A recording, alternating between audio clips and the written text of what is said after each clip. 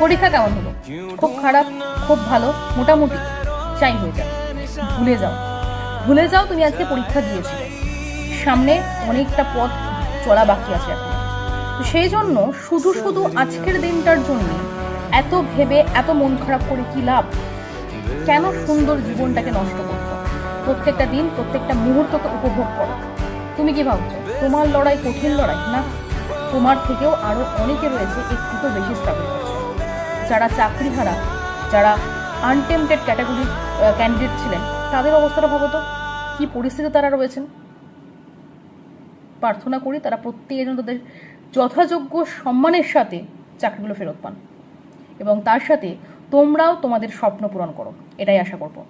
আগামী রবিবার দিন রয়েছে 11-12 পরীক্ষা, সেটাকে নষ্ট হতে দিও না মন খারাপ করে। ওকে, দেখা হচ্ছে কাল থেকে 11টার সময় 11-12 ক্লাস নিয়ে। Thank you.